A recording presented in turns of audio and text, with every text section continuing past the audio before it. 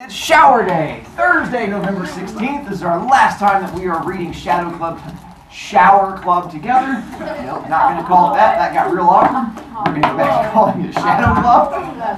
And this is our last time we get to read together. Monday, we'll talk about book, but we're not going to read. And we're going to do like a little bit of a reviewy thing to get you ready for the test on Tuesday. The test on Tuesday is going to be like, I'm in the process of going through and writing it. I'm aiming for between 30 and 35 questions.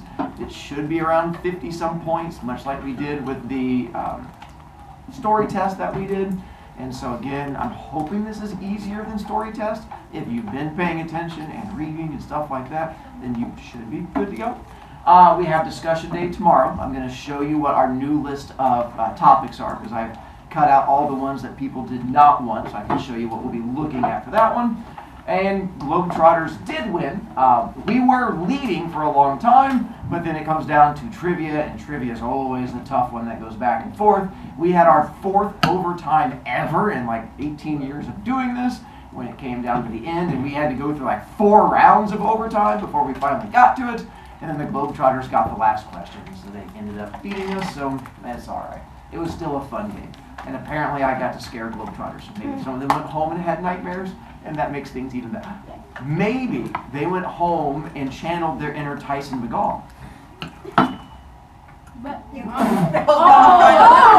not funny. You can't say that's not funny while laughing. I don't get it. That's funny how I was laughing. I was like, no one was laughing. It was funny how unfunny. Wait, That's what we're going with? Yeah, totally on that. I was something funny. It's really trying. I think it was the unfunny part of watching you guys try to process it. You guys were all like, no one processed it. You should take the point. yeah, because they're slow. I would take every kid's points every day. Oh, that's funny. Again, as far as I excel, I'm sending out a remind at 3:30 today that says, please get this done. I will be going through, and my goal is to have them graded maybe by the end of today if you turn it in. And then I can update it on there, and then I can try to help you out and stuff like that. Again, it's not due till this weekend. I've had kids who complained about it being due this weekend, which I agree with, so I can move it to being due to Friday if that would make it easier on you. What? Yeah.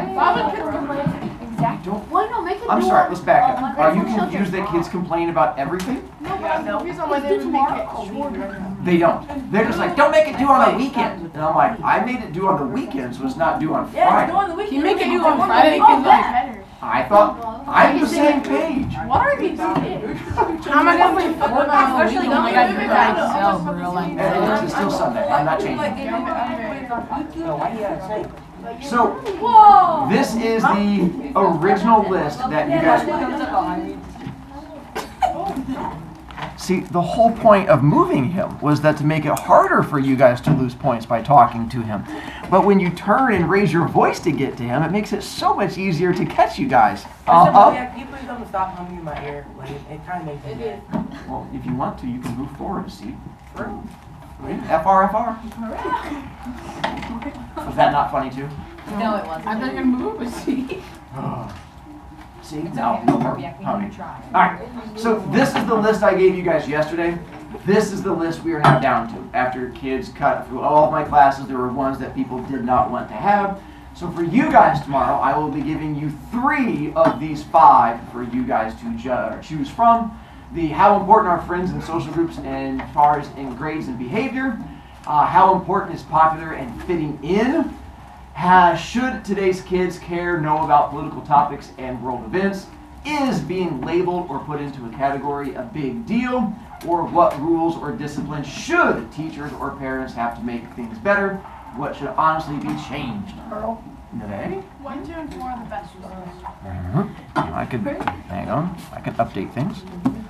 What is that? 1, 2, 3, 4, 5? 1, 2, 3, Are those B 4, points? 5. So you said which ones? 1, 2, and 3. 1, 2, and 1, 2, 4. 1, 2, 4? Are those the ones you guys agree? No. Yeah. No. I guess. That's crazy. 1, 5? Stop. No. Stop. Stop. 1, 2, and 4. Not Alright. 3 is not good. I just saw it. Not a problem. So for this class, I will make sure 3 does not get listed, and then I can go from there. And I have no issue with Is that. there anyone? Not yet. You haven't submitted it yet. Tomorrow you'll get your chance to submit I can it. submit it after this. No, I can't guarantee people will choose it, but I'm more than happy to let you submit it, and we can see what happens from there. I'm gonna put my That's name. how the whole process works. So Shadow Club, since this is last reading day, I'm going to try to get through as much of it together today as we can. Because tomorrow we do discussion, Monday we're going to do talky, and then Tuesday testy. Let's see, for you guys, we get to, I think I added a picture after this class too. Did you make the tank better? So I did make tank better, but I deleted it because we already covered that part. But I did make the explosion better, and I turned the fish upside down and stuff like that. But I also went ahead and added in, who's this person? Tyson McGowan. Ralphie Sherman. That was Ralphie Sherman when he was telling him about Tyson McGowan doing it. So I tried to create a little Ralphie Sherman screen for you. Green? Who's that dude with his chin up? Well, who would this be? You should Tyson use the same people. I mean, Jared. Jared, Cheryl. This girl? That's Randall. So I figured Randall was younger brother, so I tried to make him look like a younger brother. Mr. But I need them showing different expressions in different scenes, so I can't use the same. Mr. Brovicast, can you show us the fish one? I deleted it off. Where's Green? I call Cap. I Mr. don't Bowden? No cap. Mr. Bowden? Hang on, you see this kid raising his hand? What's up, Earl? Oh, I'm sorry. That also To where? like somewhere else. You say Osama bin You Laden? can come over here. Can I go? No. I don't want to. But you can scoot slightly if you need to.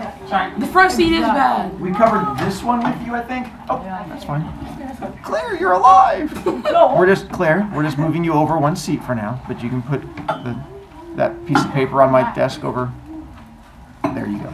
Let's see, for you guys, we got past girl going downhill, Yeah. and we got to She died. we got to fighty fight thing. We got to fighty Oh fight yeah, thing. he was screaming, "What's that?" Betty, is that you? And we got to screaming. We got to phone booth. Yeah. School phone booth. Yep. Yup. We got to oh, we got to uniform. Yup. Uniform, and then Jared was gonna tie him up. And we got to Oh yeah, Jared ran away. What? Yeah. fight. Oh, why you doing so bad? Yeah, we did. Yep. No, we got to the part where the teacher said, "Stop fighting," and then he ran away. The coach. Yeah. Why would you on top of them like that, though? That's the question.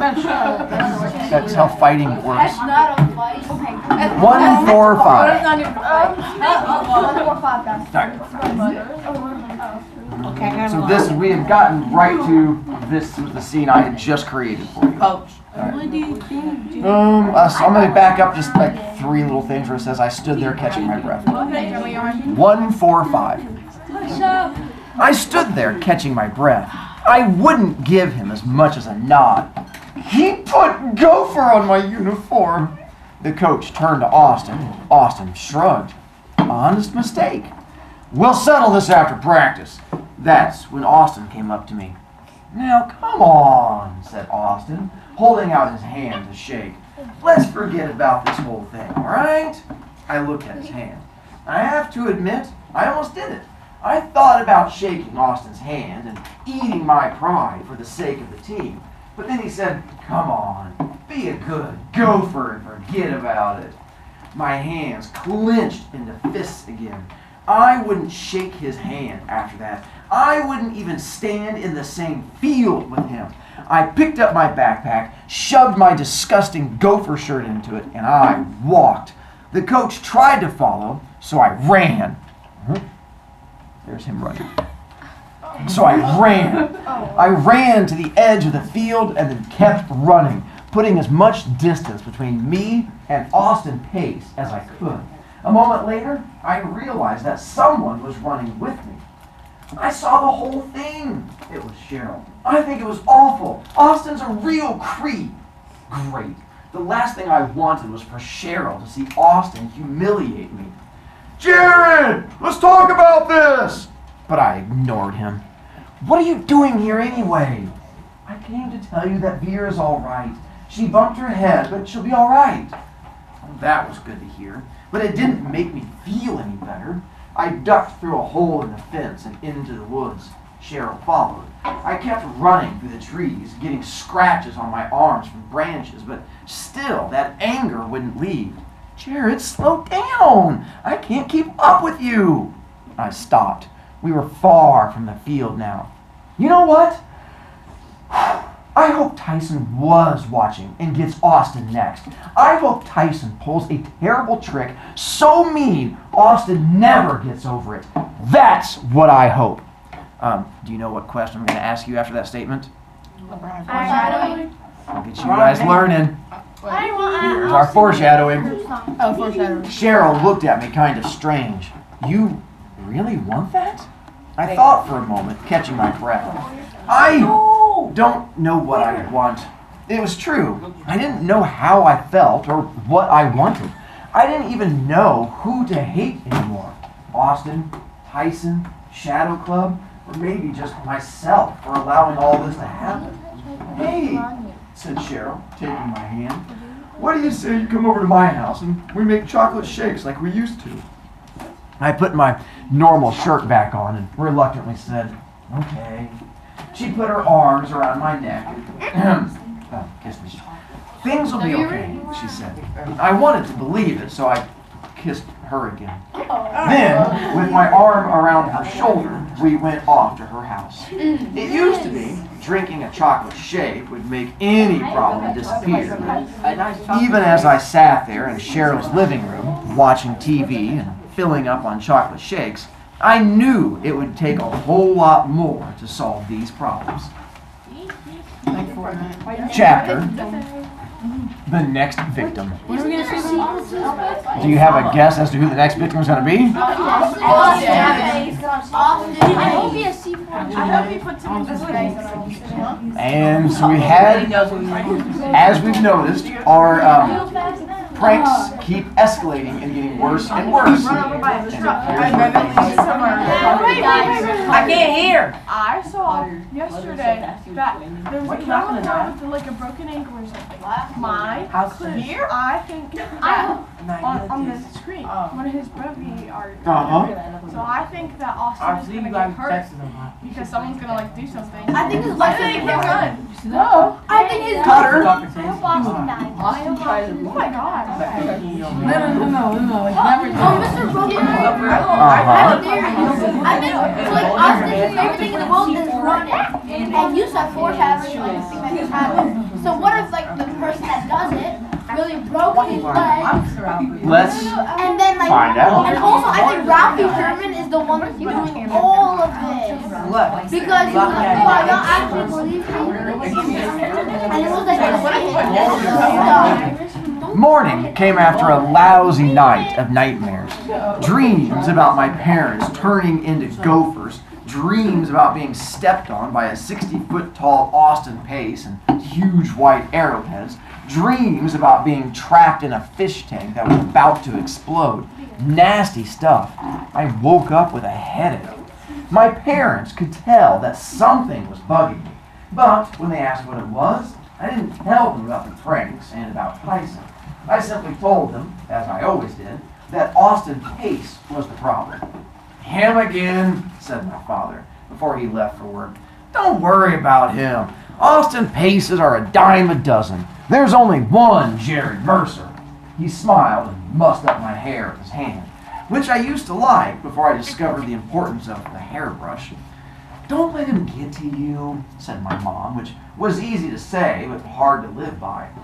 Dad, I said, as he was about to leave. For a split second, I felt like telling both of them everything about the Shadow Club. What we did, how we were being framed, everything. But no, what kind of club president would I be if I told my parents? Forget it. I'll see you tonight. My father left, and I went off to school. If I could have told them, it could have ended right there. But I guess I just didn't have enough sense to do that. I had to get sense knocked into me the hard way.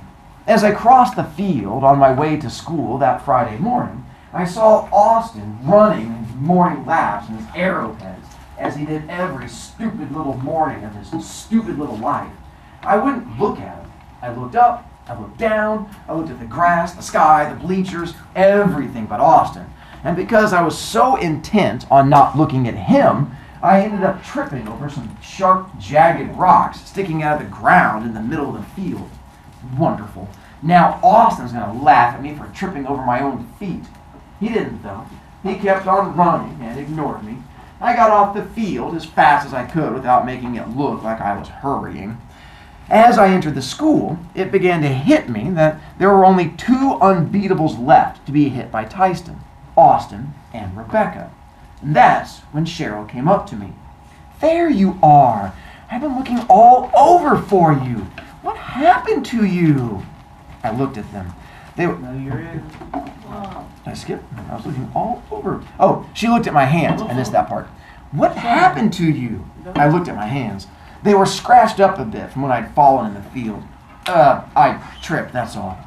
"I've been on Tyson patrol. I think the whole club should take shifts watching him." "Where is he?" "Don't know. I haven't seen him yet." That's when something clicked inside my head. Something dark and scary began to come into clear focus. It began slowly. First, I looked at my hands again, at the scratches. Those rocks I had tripped over weren't there the day before. They couldn't have been. What were such sharp rocks doing buried in the middle of the field anyway? Wait, the middle of the field? Oh no. Oh no. No. From the beginning of the book, what do you remember Austin does? I told you. Runs across the middle of the field, but what does he wear? Barefoot. He goes running barefoot. That's a good idea. And what's in the middle of the field now? Rocks. A whole bunch of hidden sharp rocks. So excited. Yes. Cheryl must have seen it in my eyes.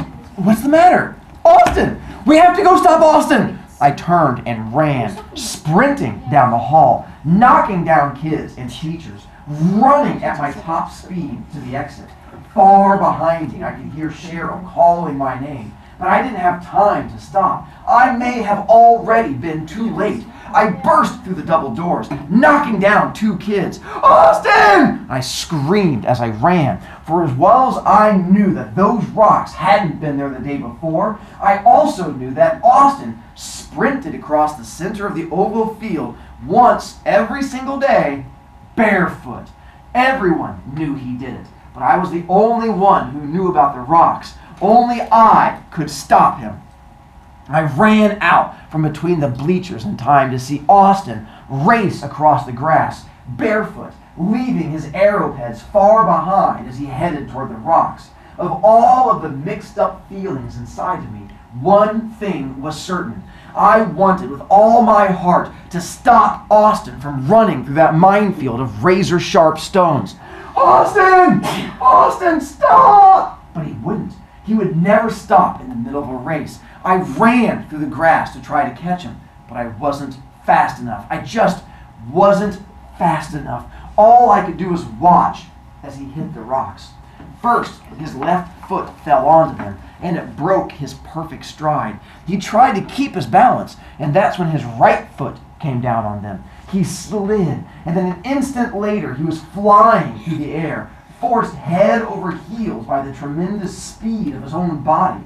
I went to him and almost had to turn away from what I saw. It was Gesundheit. Horrible.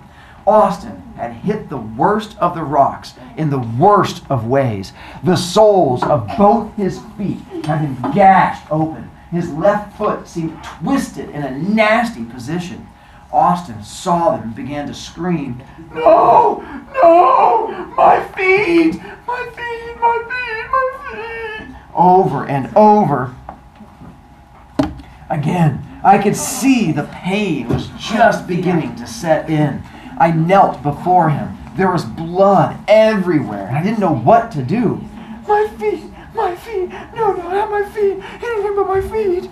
I took off my shirt and pressed it against one foot to hold back the bleeding. And he yelled, "Ow! Ow! My ankle! My ankle's broken! My ankle's broken! My ankle! My ankle!" I didn't know much about broken ankles, but something definitely did look wrong. His foot was twisted real funny, and whenever I tried to move it, he shrieked. It was beginning to puff up and turn blue. "No, not my feet!" My shirt began to turn red. "It's all right," I said, even though I knew it wasn't all right. "You'll be fine?" Then he looked at me, and I'm pretty sure that was the first time he realized it was me helping him. "Gopher, my feet, my feet." By now, other kids began to gather around, and teachers were running out from the school. "Give me a shirt," I demanded, and 3 kids tossed me their shirts. I pressed one of them to Austin's other foot. My feet, he mumbled through his tears. "You'll be all right." No, you don't understand. My father wants me to go to the Olympics. I have to go. He's counting on me. I have to run. Austin's face was getting redder and redder from his tears. "I've been training for years. Next year I'm getting a private coach. I can't run if my feet are..." He looked down at them. "No, what will I do? What will I tell my father? He's going to kill me. My ankle, it hurts. He'll kill me. What am I going to do?" Austin broke down and cried like a baby until it almost made me cry. In a moment, Mr. Diller, our principal, came and carried Austin to the nurse's office. I was about to follow, but first I ran to the tip of the oval, picked up Austin's aeropeds, and brought them along. Whatever Austin had done to me in the past, whatever humiliation he had ever rubbed my nose in, he didn't deserve this. He was Olympics bound. Running was his life. It wasn't my life. For me, running was something I could do that I liked doing. For Austin, it was even more important. His feet would need stitches, but worse than that, his ankle would take months to heal. Who knew how long it would be till he could run again, if ever? Sure, now I was fastest on the team, but all at once, I didn't care anymore. Believe it or not, I cared more about Austin's feet. I followed Austin and Mr. Diller to the nurse's office and watched as they tended to Austin's feet until they shut the door. Still, I could hear his sobs. I stood there for at least 5 minutes without realizing I had no shirt on. My shirt was ruined now, but there was another shirt in my backpack, my track team Gopher shirt. I put it on and sat outside the door. Soon, Cheryl showed up, and the nurse suggested that I go to class, but I refused. I let Cheryl go, and I waited. Finally, the nurse let me into the office to keep Austin company while she called his parents. Inside, it smelled like alcohol and blood. Austin's feet were all wrapped up now. The white gauze was the same color as his aeropeds. They had splintered the broken one. I still held his aeropeds, and I placed them on the chair next to him. "Thanks for helping me, Jared," he said, his eyes still a bit wet. I smiled. It was the first time he'd called me Jared all year. "And it's okay, and I'm sorry about what happened," he swallowed. "I guess I've been a real snot to you." "Yeah, it's okay though. I guess it's because I'm real competitive, you know? My father says it's good to be competitive. I don't know. I guess all these years you were the only one who came close to being as fast as me. It scared me. It was like if one person could come close to beating me, then I wasn't good enough for the Olympics." He looked at me. I just listened. I guess we could have been real good friends if I gave you the chance." I nodded, and Austin looked at his bandaged feet. His eyes began to tear again, and his face turned red. "I'm never going to the Olympics now, am I?" His tears rolled right off his face and on to the gauze. I sat with him until his mother arrived to take him to the hospital. News had spread through the school at light speed, and by the time I got to class, everyone was buzzing about what had happened to Austin. It didn't take long for people to figure out that it wasn't just an accident. I was so blown away by the whole thing, I didn't even think about looking for Tyson. I was so spaced out by it that I didn't even realize until lunch I was the prime suspect. Now here's where we did foreshadowing. Let's do irony, because what nice thing did Jared just do? Help him out. And what's ironically going to happen? He's gonna get in trouble. He's the one that's going to get in trouble for it. Because who's the one person they're going to suspect of having a reason to get rid of Austin? Yeah, buddy. "I didn't do it!" I screamed into Mr. Green's face. I'd never screamed into a teacher's face before, but now I couldn't control myself. It was sixth period, just after lunch, and Green had called me out of class to go to his office so he could accuse me of planting those rocks for Austin to fall on. I don't believe you, he said, standing in front of his desk. I swear, I didn't! Oh, then it was just a coincidence that you were there when it happened? Right! And it was just a coincidence that you had a big fight with Austin yesterday. It wasn't big. And I suppose you're going to tell me you and your club had nothing to do with Vera's bike, David's trumpet, and Drew's fish tank. That's right. Come off it, Jared. He pounded his desk. He was so sure he was right, it scared me. It took me a while, but I found out exactly who's in your club. And you know what? Everyone in your club has a grudge against the very people who have been victims of this terrorism. That's right. We're being framed. Framed by whom? By Tyson McGaw. Green wasn't ready for that. It took a few seconds for it to sink in. And then he said, if you think you're going to foist the blame on top, it's true! Tyson wouldn't do that. I know he wouldn't. But we have a witness. Who? Ralphie Sherman. He saw Tyson blow up the fish tank. Yeah? Ralphie Sherman, who also says that his mother had puppies. Do you expect me to believe a thing Ralphie Sherman says? It's the truth. Why didn't you bring Tyson in here and accuse him like you were accusing me? Because, said Green, with nasty sarcasm in his voice, Tyson didn't come to school today, Jared. Last I heard, he was being terrorized by a kid who beat him up and chased him out of school yesterday, screaming bedwetter at the top of his lungs. Any idea who that was, Jared? He looked at me as if I were a criminal. You know, lots of people have spent years helping Tyson overcome a miserable childhood, and what you've done may have destroyed everything we've done to help him. Green gave me the evil eye for a moment longer. Then he sat down and pulled a gold pen out of his shirt and began to write. And that's where I have to stop with you. So, the good news is, this is the last day of the story. Everything is getting ready to come to a head. We're going to have our murder, we're going to have our death, we're going to have all the bad things coming together, and it all comes to a big thing. That's what we get to talk about on Monday. To tease you, I'm going to show you a couple pictures, just to show you an idea of what's going to happen, see if you can guess. So we have this. That's a hint. They're gonna fall. Oh, never mind. Kill him? Jump Tyson.